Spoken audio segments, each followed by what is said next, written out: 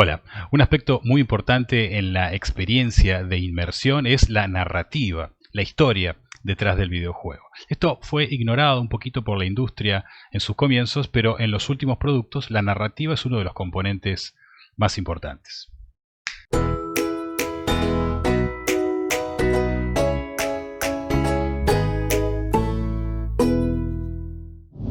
En videos anteriores vimos que una posible identificación de los elementos de un juego es la dada por Jesse Schell, que consiste en la mecánica, la tecnología, la historia y la estética. La mecánica es la definición de la maquinaria matemática del juego y requiere especificar sus objetos, las acciones, las reglas, el espacio y el tiempo en el cual ocurre el juego, que a su vez originan modalidades de juego particulares, como la emergencia y la progresión. La estética tiene que ver con la forma en la que el juego se presenta al jugador y las experiencias que en él provoca, especialmente la inmersión, un punto cúlmine en la concentración del jugador hacia el videojuego que en muchos casos es extremadamente deseable.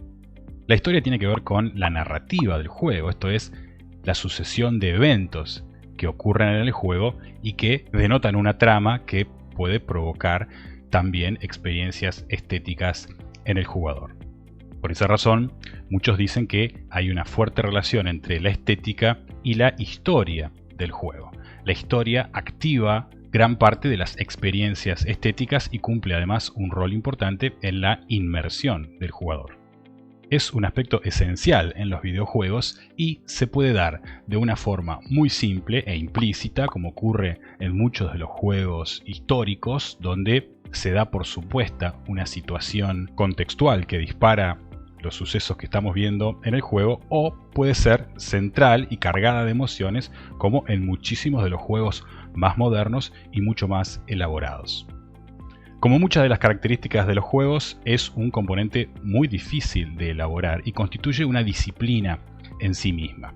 En muchos casos y durante mucho tiempo la industria subestimó un poco el rol del diseño de la narrativa. Y ahora, recientemente, el escritor del juego, podríamos decir, tiene un papel bien marcado en el grupo de desarrollo del videojuego. De hecho, se ha vuelto un componente tan importante que Jesse Schell decide asignarle una identidad propia entre los elementos del juego. La historia agrega valor al entretenimiento ofrecido por el juego porque provee una motivación a una audiencia mucho mayor, ayuda a mantener interesado al jugador ofreciéndole una serie de eventos particulares correspondientes a una trama y todo el misterio que surge a partir de cómo va a seguir la historia, y vende el juego mucho mejor porque además define fuertemente la experiencia estética, visual y sonora del videojuego. El escritor Ross Berger afirma que el diseño narrativo es crear un camino para la historia para ser revelado de a poco una vez que las condiciones se han cumplido en momentos de juego o entre ellos. Crear un camino para la historia es al fin y al cabo qué es lo que vamos a transmitir con la narrativa del juego y qué es lo que va a ocurrir a lo largo de todo el juego. Es al fin y al cabo la historia misma probablemente. Todo esto va a ser revelado de a poco en diferentes momentos del juego y el diseñador de la narrativa tiene que saber cuándo revelar ciertas características de la historia, cómo escalar el conflicto y cómo el jugador va a ir comprendiendo toda la narrativa que se va a ir desenvolviendo de a poco en el juego. Todos estos eventos de la historia se van a ir revelando a medida que las condiciones apropiadas se vayan cumpliendo. A veces hay que sortear ciertos obstáculos para que se activen eventos importantes en la historia y algunos pueden ser alternativos u opcionales. Estos eventos además se van a manifestar en diferentes momentos del juego. Puede ocurrir mientras el jugador está jugando o entre periodos de juego a través de escenas cinemáticas o relatos entre la carga de niveles o en diferentes misiones del juego. El diseño narrativo es naturalmente complejo y hay ciertos factores que hay que tener en cuenta a la hora de elaborar o diseñar una historia. Uno de ellos es la longitud del juego. Juegos largos van a demandar historias largas, que a su vez van a requerir una gran cantidad de sucesos o eventos en la historia que hay que diseñar. También la cantidad de personajes que vamos a manejar en nuestra historia. Cuantos más personajes tengamos, la historia se va a volver más compleja porque cada uno de estos personajes va a tener que intervenir con algún rol particular. Hay que rastrear y tener en cuenta qué es lo que hace cada personaje en toda la narrativa. También el nivel de realismo que tiene que tener nuestra historia. Cuanto más abstracto sea el juego, más difícil va a ser incluir y elaborar una historia que lo justifique. Sin embargo, si el juego es muy concreto y muy realista, como por ejemplo un simulador de carreras de autos, también es difícil incluir una historia que sustente toda la mecánica del juego. Emparejar apropiadamente la historia con el nivel de abstracción del juego en su realismo también es un factor de complejidad. Y por último, las emociones que nosotros queremos despertar en el jugador. Tenemos que tener personajes con historias que nos permitan vincularnos emocionalmente. Algunos juegos son más propensos a esto que otros juegos y por lo tanto en algunos de ellos diseñar una narrativa puede ser una tarea bastante compleja. Ernest Adams afirma que la historia tiene que ser creíble y coherente a la vez. Creíble significa que el jugador tiene que ser capaz de poder aceptar la historia y sus personajes, aún dando ciertas concesiones. Por ejemplo, la historia puede ocurrir en un mundo donde hay hadas y dragones, algo que no existe en la realidad. Y coherente significa que los eventos de la historia no pueden ser arbitrarios y sin sentido. Tienen que contribuir a la trama completa, aunque algunos pueden ser más significativos que otros. Ernest Adams además hace una distinción interesante entre la tensión dramática y la tensión del gameplay, destacando que a veces falsamente se las considera iguales. La tensión dramática es la tensión inherente del relato, llamado también conflicto en la historia. Es decir, algo importante está pendiente en la narrativa, en la historia, y necesitamos saber qué es lo que sigue. Eso es lo que denominamos tensión dramática. La tensión del gameplay es la tensión proveniente de los desafíos del juego que tenemos que resolver usando las mecánicas que el juego nos ofrece. Los desafíos elaborados y la falta de certeza, especialmente en los juegos multiplayer, contribuyen a crear esta tensión del gameplay que, como bien remarca Ernest Adams, no tiene que ver con la tensión que surge de la narrativa del juego, que es la tensión dramática.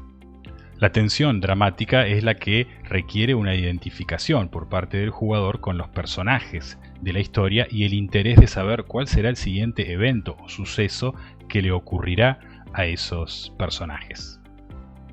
En general existen dos tipos de historias en juegos. La historia lineal, que consiste en una serie de sucesos y eventos previamente planificados, que ofrece menos contenido narrativo en general, tiene una implementación muy simple, que se puede diagramar con facilidad en la etapa de diseño, es menos propensa a errores y a los absurdos en ciertos momentos de la historia, limita un poco la libertad del personaje porque vamos a ir llevando al jugador específicamente por eventos que tienen que ocurrir en algún momento, y tiene un mayor potencial emocional porque al controlar la sucesión de eventos con las que se va a encontrar el jugador podemos influir en su estado emocional con mayor facilidad. El otro tipo de historia es la historia no lineal, donde tenemos un conjunto de eventos que el usuario puede encontrarse o no. Es decir, hay eventos que son optativos o alternativos a la historia que el jugador va desarrollando. Este tipo de historias son más complicadas de implementar porque requieren una ingeniería de cada uno de los sucesos y eventos y saber cuáles son las consecuencias de cada uno.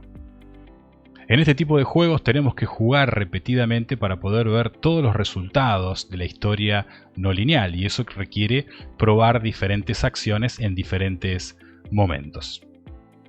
Existe también una combinación de estos dos tipos de historias denominados fallback story, que es una combinación de la historia lineal y de la historia no lineal. Es decir, tenemos diferentes eventos que pueden ser alternativos para la historia del jugador, pero tenemos ciertos eventos que son inevitables y que forman parte de la narrativa completa del juego. Hay un evento final en el cual todas las historias concluyen, o probablemente varios finales alternativos que se pueden activar o no dependiendo de la historia del jugador durante el juego. Algunos juegos, como los Sims, ofrecen narrativas emergentes de la mecánica del juego. Es decir, no hay una historia previamente planificada como la vemos en pantalla, sino que la historia emerge del propio acto del juego. A medida que el jugador va jugando, va creando su propia historia.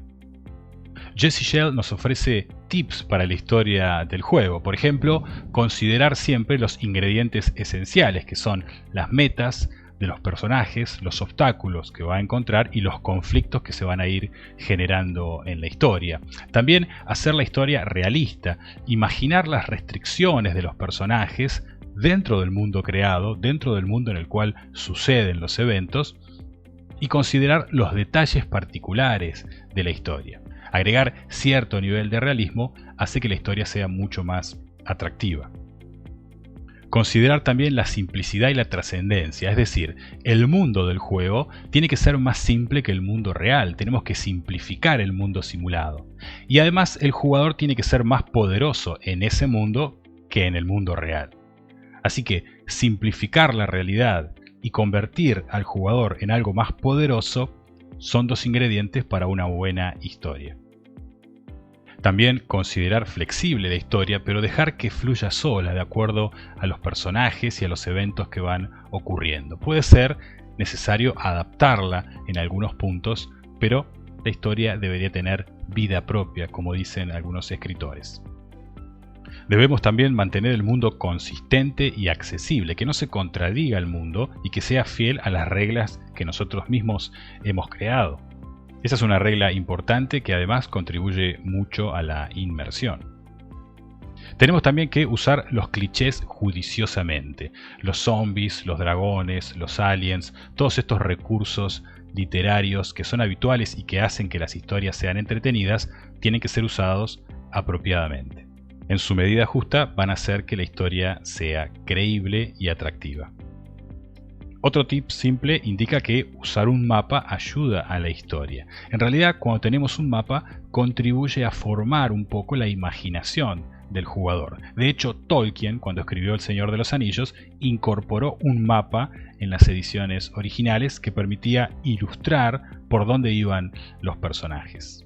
Pareciera que eso atenta contra la imaginación del jugador, pero en realidad la moldea y la lleva para donde el diseñador quiere.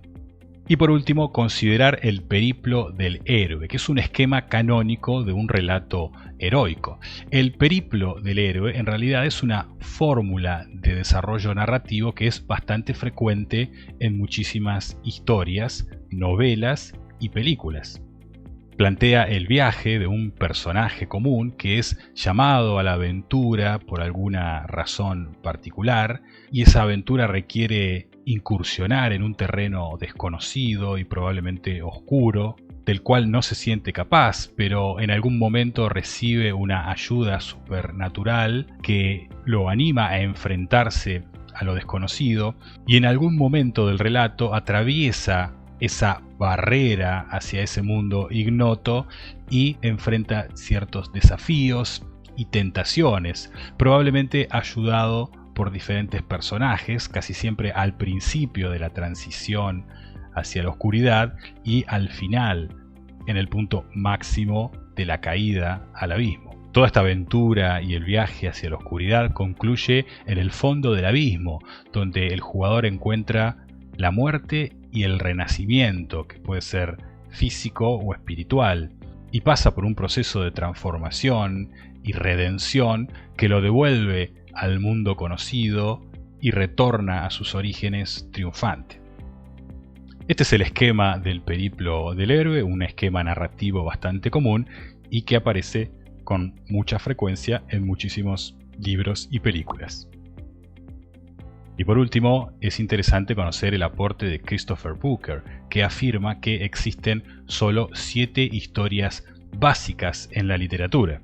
Y estos son Overcoming the Monster, donde existe un poder maligno amenazante que posee algún tesoro o algún premio y el héroe lo confronta, lo vence y gana ese premio. Esto es lo que ocurre con El Señor de los Anillos, con toda la saga de Star Wars y con Jurassic Park. O Rags to Riches, donde existe una figura inmadura en algún entorno desfavorable y hay algún suceso que lo eleva de estatus, aunque probablemente de manera superficial. Esto es lo que ocurre con Karate Kid, Harry Potter y Gambito de Dama, entre otras. También The Quest, donde el héroe emprende algún viaje por algún premio invaluable. Es lo que ocurre en todas las películas de Indiana Jones, en los Juegos del Hambre y también en El Señor de los Anillos. La siguiente es Viaje y retorno. El héroe viaja a un mundo que es diferente del de su origen, enfrenta algunas adversidades y retorna a su mundo luego de un gran escape. Esto pasa en Volver al Futuro, en Náufrago y en la película Stand By Me, basada en un cuento de Stephen King. La siguiente es comedia, donde existen conflictos confusos vividos por algún personaje simpático con una conclusión feliz. Esto ocurre en todas las comedias que existen en Hollywood prácticamente. La siguiente es la tragedia, la caída de un personaje que pierde diversas cosas de la vida, materiales o espirituales, a veces por su propia personalidad o por su propio carácter. Esto pasa en la película Flight, en Manchester by the Sea y en Joker. Y por último, renacimiento, donde el héroe se redime como mejor persona por alguna fuerza externa. Esto pasa en el clásico Cuento de Navidad, en La Lista de Schindler y en Shawshank Redemption. Seguro podemos aplicar la teoría de Booker a los videojuegos y para cada uno de nuestros juegos favoritos que tengan un componente de narrativa fuerte, podemos identificar uno o más de los 7 plots básicos.